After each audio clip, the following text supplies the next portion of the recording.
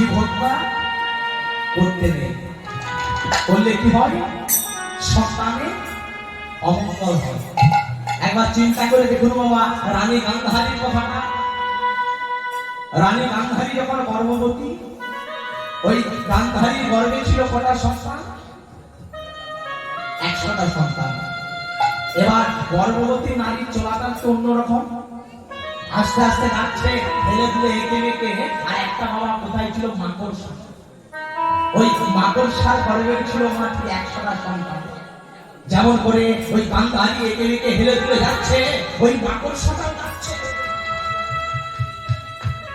ওই গান্ধারী মনে মনে চিন্তা করলো, পারি না, সামান্য কি একটা মাকড়সা হয়েছে, আমি ব্যঙ্গ করলি। দেখ দেখ আমি এই মুহূর্তে কি করি। এই বলে রানী গান্ধারী প্রধান পিতা হয়ে আর মাকড়সার গর্ভে বেড়েছে পদাঘাত।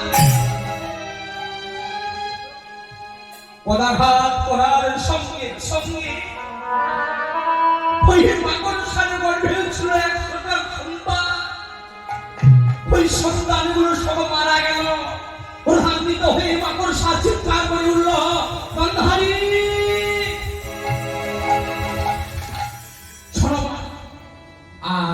আমি হলাম মা, আমার গর্ভে ছিল 100টা সন্তান, তুমি সন্তানকে হত্যা করলে।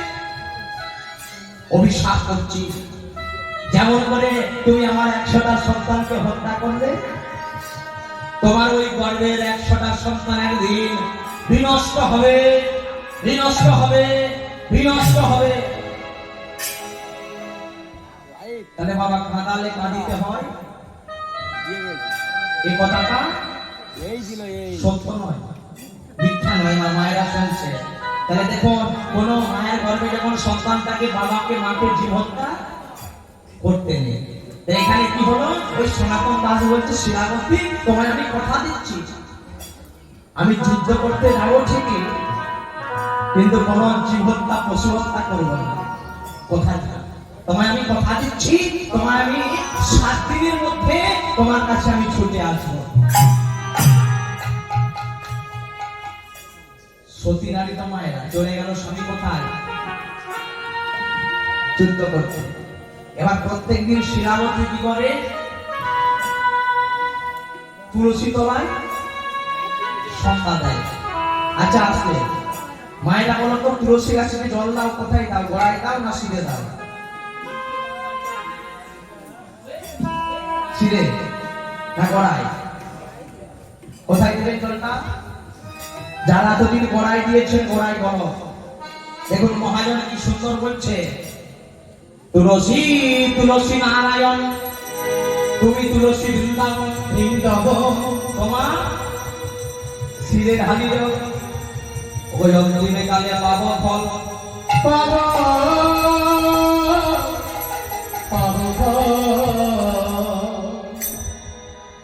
তাহলে কোথায় জল ঢালবে? শিরে। ধরে নিন যে তুলসী গাছে ওই জলটি আপনি দেন, সেই তুলসী গাছটি নেই, পরে আছে সেখানে শুধু মাটি। অনেকে দেখবেন, অনেকের বাস্তবে অনেক জায়গায় দেখবেন তুলসী বৃক্ষ হয় না, শুকিয়ে যায়। কেন বলুন তো? তুলসী বৃক্ষ কিন্তু সব জায়গায় হয় না, আর যেখানে তুলসী বৃক্ষ হয় সেই স্থান হয় বৃন্দাবন।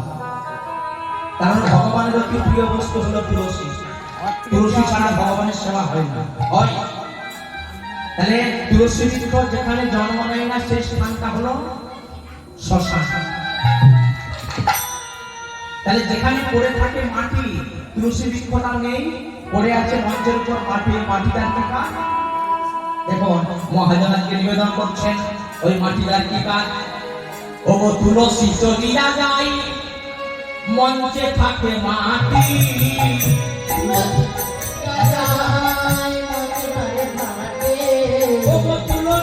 চলিয়া যায়, মঞ্চে থাকে মাটি, তুলসী চলিয়া যায়, মঞ্চে থাকে মাটি। ও কোটি দেবী দেন গড়ালতি, আর কোটি কোটি দেবী দেন গড়ালতি, ও কোটি দেবী দেন গড়ালতি, 33 কোটি দেবী দেবী জ্ঞান গড়ালতি তারা গড়ালতি গায়ে গো গড়ালতি গায়ে গো তারা গড়ালতি গায়ে গো গড়ালতি গায়ে গো 33 কোটি দেবী গড়ালতি গায়ে গো আমার দেবী দেবী গড়ালতি গায়ে গো ওই মাটিটা কি কাজ তুলসী চলিয়া যায় মঞ্চে থাকে মাটি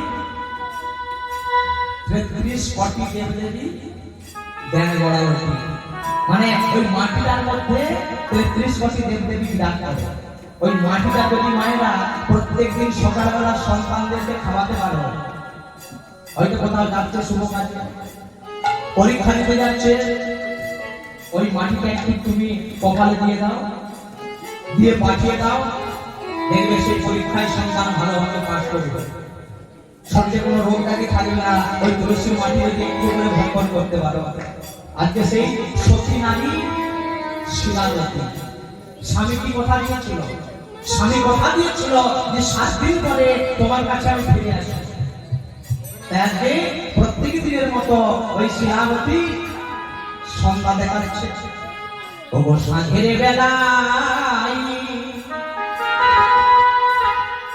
ওগো তুলসী তলায়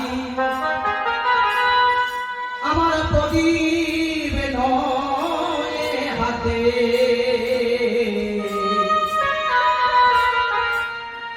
ওগো সতী শিলাবতী মনে মনে দেখো স্বামী ছবি আঁকে স্বামীর বেলা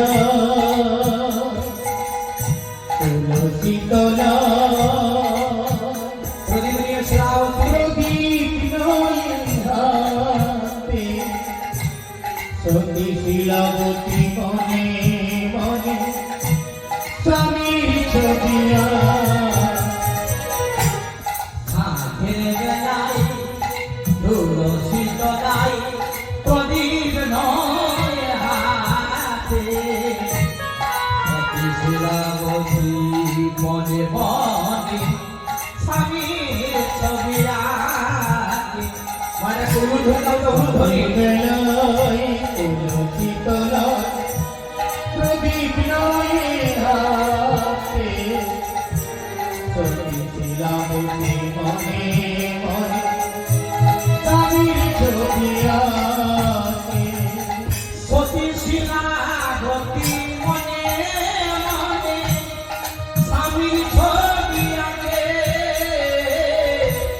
সতী শিলাবতী মনে মনে স্বামীর ছবি আঁকে ওগো সতী শিলাবতী মনে মনে স্বামীর ছবি আঁকে সতী শিলাবতী মনে মনে স্বামীর ছবি আঁকে সতী শিলাবতী মনে মনে স্বামীর ছবি আঁকে সতী শিলাবতী মনে মনে স্বামীর ছবি আঁকে ওগো সতী শিলাবতী মনে মনে স্বামীর ছবি আঁকে সতী শিলাবতী মনে মনে স্বামীর ছবি আঁকে সাঁঝের বেলায় তুলসী তলায় প্রদীপ নয় হাতে সতী শিলাবতী মনে মনে স্বামীর ছবি আঁকে জয় জয় তুলসী মহারানী কি তুলসী মহারানী কি তুলসী মহারানী কি হাতে সতী শিলাবতী মনে মনে স্বামীর ছবি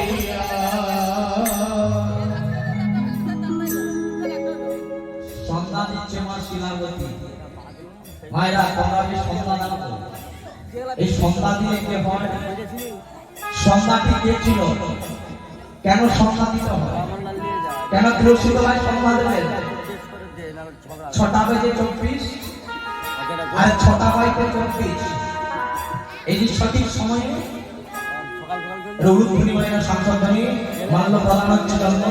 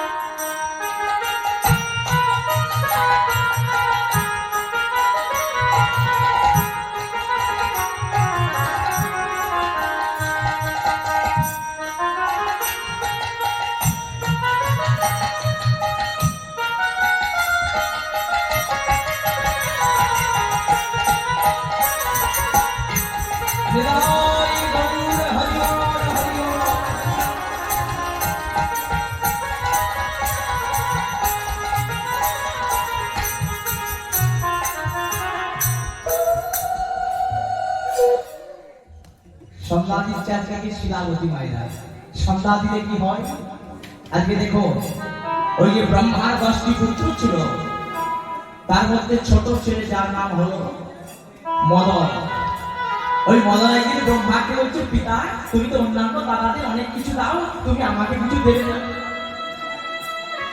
ব্রহ্মা ভাবলো আমি মদনকে কি দিই এই বলে ব্রহ্মা কি করলো ওই মদনের হাতে দিয়ে দিল একটা বাণ মদন বলে বাবা আমি কি ছোট ছেলে যে বাণ নিয়ে খেলা করবো ব্রহ্মা বলে বললো রে মদন এই বাণটা চাইতাই বাণ নয় এটা হলো কামরূপ বাণ এই বাণ একবার যাকে মারবি সেই কামের জ্বালায় জর্জরিত হয়ে যাবে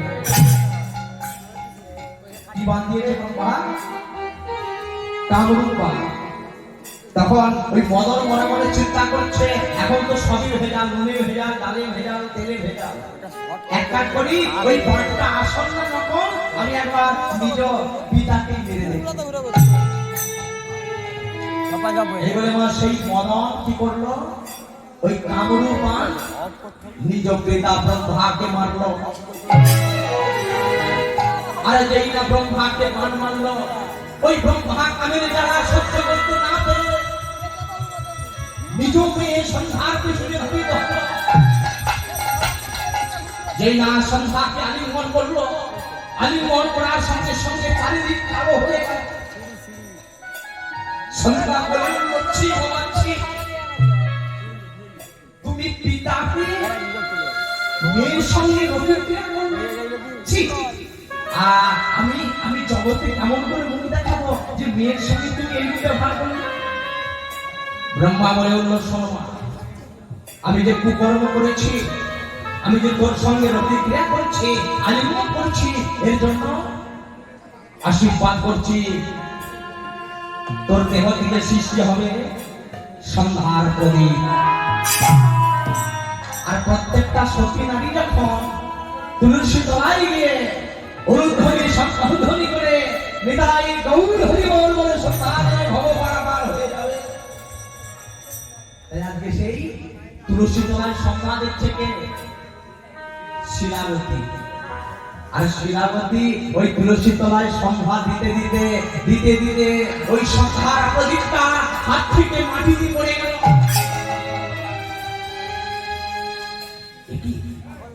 আমার ওই সন্ধ্যার প্রদীপটা হাত থেকে কেন মাটিতে পড়ে গেল কোনোদিনও তো হাত থেকে মাটিতে পড়ে না তাহলে কি কোনো অমঙ্গল ঘটেছে তাহলে কি কোনো অঘটন হয়েছে তুলসীর প্রদীপ যদি হাত থেকে মাটিতে পড়ে যায় যদি নেমে যায় মা মঙ্গল না অমঙ্গল হলো অমঙ্গল আজকে কি হলো ওই শিলাবতীর যে প্রদীপটা নিয়ে তুলসী তলায় প্রদক্ষিণ করছিল সেই প্রদীপটা পড়ে গেল অমঙ্গল একটা হয়েছে মা কি বলুন তো ওই যে শিলাবতীর স্বামী সনাতন দাস কোথায় গিয়েছে গয়া যুদ্ধ করতে আর যুদ্ধ করতে গিয়ে সনাতন দাস আর বেঁচে নেই। শিলাবতীকে একজন এসে খবর দিচ্ছে, শিলাবতী, শিলাবতী, শিলাবতী।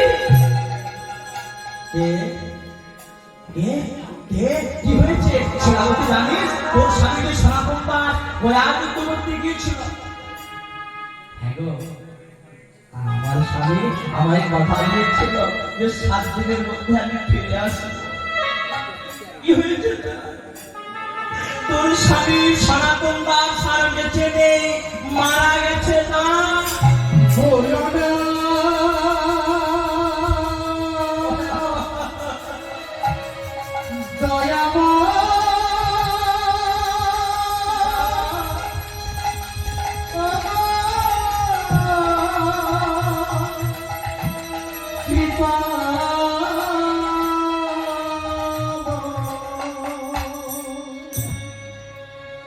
চিন্তা করে দেখুন তো বাবা, শিলাবতী মায়ের আমার কত কষ্ট। একে গর্ভে তার সন্তান, তারপর স্বামী মারা গেল, কত কষ্ট আমার শিলাবতী মায়ের। একটা বাবা যখন মেয়েকে বিদায় দেয় কি বলে কাঁদে জানেন? ঠাকুর, আমি ছোটবেলা থেকে ওকে বাবা স্নেহে বড় করেছি, ও শ্বশুর বাড়িতে গিয়ে যেন আমার মতো একটা বাবা পায়। আর মা যখন মেয়েকে বিদায় দেয় সে বলে, ঠাকুর আমি ছোটবেলা থেকে মাতৃ স্নেহে বড় করেছি, ও যেন আমার মতো একটা মা পায়। কিন্তু চিন্তা করে দেখুন তো, একটা মেয়ের সবকিছু থাকতে পারে, যদি তার স্বামী চলে যায়। চিন্তা করে দেখুন মা, ওই যে রং বেরঙের পোশাক, রং বেরঙের শাড়ি, রং বেরঙের জামা কাপড়, স্মৃতির সিঁদুর, হাতের শাখা, লোয়া পলা, সেই সচিনারি আর করতে পারে না। সেই সচিনারি আর করতে পারে না।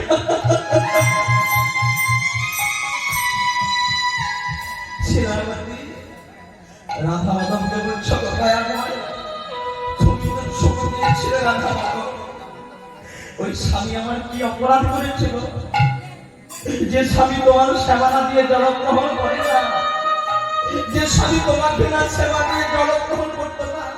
তুমি তো সুখ দিয়েছিলে প্রভু। এদিকে রাধা মাধব শিলাবতী ভগবানকে ডাকছে, প্রভু সুখী যদি দিয়ে